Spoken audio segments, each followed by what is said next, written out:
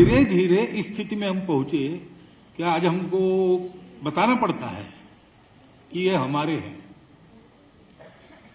हमारे है। ये बताने का विषय हो, ये हमारे लिए बहुत दुर्भाग्य की और थोड़ी सी शर्म की भी बात है। महाभारत की कथा में थोड़े थोड़े और इसके कुछ मिलते हैं प्रसंग, जिससे लगता है कि समाज जरा गिर रहा है। और वो गिरना क्या हो रहा है कि हम आपस का रिश्ता भूल गए। सृष्टि का धर्म है, वो धर्म चलता है तब सृष्टि चलती है, उसमें खलल नहीं डालना चाहिए। तो इसके चलते हमने ही धर्म के नाम पर बहुत अधर्म किया है। हमारे देश में इन सारे संसाधनों पर समाज का स्वामित्व था, परंतु विदेशी शासक आए, खासकर अंग्रेज आए, तब ये सारा उन्होंने अपने हाथ में लिया, क्योंकि उनको यहां से माल ले जाना था, रेवेन्यू ले जाना था। उसके चलते धीरे धीरे इस स्थिति में हम पहुंचे कि आज हमको बताना पड़ता है कि ये हमारे हैं, हमारे है। ये बताने का विषय हो, ये हमारे लिए बहुत दुर्भाग्य की और थोड़ी सी शर्म की भी बात है। परंतु शर्म भी बताने पर आती है, क्योंकि ये भी बताया नहीं गया कि हम एक है। हमारे इतिहास को विस्मृत कर दिया गया, सब कुछ व्यवस्थाएं हमारी तोड़ दी गई। और इसलिए एक जो विमर्श बनता है वो स्वस्थ नहीं बनता, वो स्वस्थ विमर्श बने, इसलिए हमारा लोकमंथन है। परंतु और एक बात ध्यान में रखनी पड़ेगी कि ये जो सब कुछ हुआ उसका कारण केवल विदेशी आक्रांता नहीं है। विदेशी आक्रांताओं की तो ये औकात नहीं थी कि वो हमको जीत पाते, आज भी नहीं है, तब भी नहीं थी। हम अधपतित हुए। दीर्घकाल इस प्रकार से समृद्ध, समर्थ, सुरक्षित और प्रतिष्ठावान जीवन जीने के बाद कैसे होता है पता नहीं, लेकिन ऐसे होता है, हमको विस्मरण हो गया। हम कौन हैं, हम क्या करना चाहते, जीवन ध्येय क्या है हमारा। मध्य युग के नाटक वगैरह पढ़ेंगे आप, संस्कृत नाटक मृच्छकटिक जैसे, तो आपको ये चित्रण मिलेगा। महाभारत की कथा में थोड़े थोड़े और इसके कुछ मिलते हैं प्रसंग, जिससे लगता है कि समाज जरा गिर रहा है।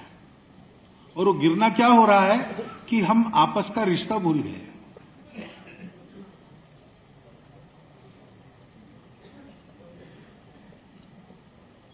क्यों भूले? क्योंकि जीवन ध्येय भूले।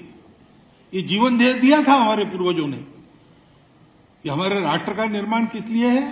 एतद् देश प्रसूतस्य सकाशादग्र जन्मनात् स्वम स्वम चरित्रम शिक्षेरन पृथिव्याम सर्वमानवा।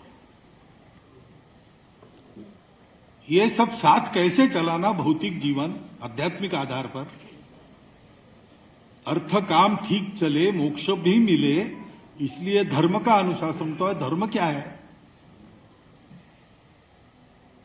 इतनी सारी विविधता है, लेकिन इसके एकता को मन में रखकर कैसे व्यवहार करना, ताकि सब अपने अपनी विविधता को सुरक्षित प्रतिष्ठित रखकर साथ मिलकर चले।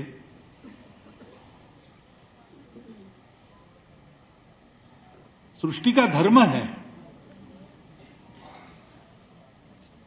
वो धर्म चलता है तब सृष्टि चलती है, उसमें खलल नहीं डालना चाहिए। उस पर प्रश्न आया था ना, खरगोश को लोमड़ी खाती है, लोमड़ी को, तो ये कैसा धर्म है? लेकिन ये चक्र है, वो भी बताया, ये चक्र है, उसी से चलता है। शिबिराणा की कथा में, और शिबिराजा के दरबार में वो कबूतर आता है, शिबिराजा उसको छुपा के रखता है, उसके पीछे बाज आता है और पूछता है वो कबूतर कहाँ है, खाना है। तो शिबिराजा कहता है नहीं, वो मेरी प्रजा है, मेरा आश्रय लिया है उसने, मैं नहीं खाने दूंगा, उसको बचाना मेरा धर्म है। तो वो बाज कहता है कि राजा तुम धर्म की बातें कर रहे हो, लेकिन प्रकृति ने मुझे धर्म दिया है, मैं उसको खाऊंगा। मेरा धर्म समाप्त करके तुम अपना धर्म रखना चाहते हो, ये धर्म नहीं है, ये धर्म है। और शिवराणा कहता है कि तुम्हारी बात ठीक है, तुम्हारा वो धर्म है, मेरा ये धर्म है। तो रास्ता ऐसा है कि तुमको कबूतर ही खाना चाहिए, ऐसा नहीं मांस खाना है तो कबूतर के वजन के बराबर मांस मेरे बाह का ले लो। अपना देकर धर्म की रक्षा करना सृष्टि का धर्म है। खेती में मेंढकों को काम है, वो कीड़े खाते हैं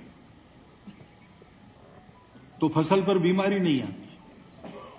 एक बार किसान गए विनोबा जी से मिलने और उन्होंने कहा कि वो आजकल बीमारी बहुत हो गई फसल पर। तो विनोबा जी ने कहा और मेंढक बेचते जाओ, और मेंढक बेचते जाओ, क्योंकि वहां से लेबोरेटरी के लिए मेंढक पकड़कर दिए जाते थे।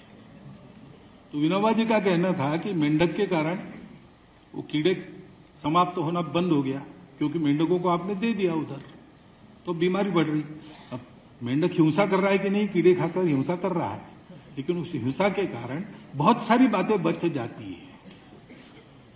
सृष्टि का धर्म है, उस चक्र को पहचान कर उसके साथ चलना, तो हम सब सुरक्षित रहते हैं। सृष्टि भी फलती फूलती है, हम इस प्रकार देते हैं, वो हमको देती है।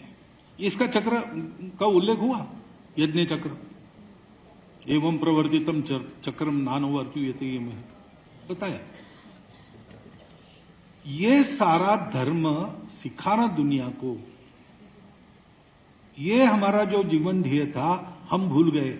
हमने आपको अपने आप को मर्यादित कर लिया, मर्यादित कर लिया इसलिए भूल गए इसलिए फिर संबंध टूट गए, संवेदनाएं बंद हो गई, स्वार्थ आ गया। और इसके चलते हमने ही धर्म के नाम पर बहुत अधर्म किया है। इसलिए स्वामी जी ने जब कहा कि प्रकृति, संस्कृति और विकृति, तीन आयामों में चलने वाला लोग प्रकृति के अनुसार संस्कृति की ओर बढ़े, लेकिन विकृति की ओर न जाए, ये भी देखना पड़ता है, वो देखा नहीं गया। इसके कारण हम दुर्बल हो गए और मुट्ठी भर लोगों के भक्ष्य बन गए।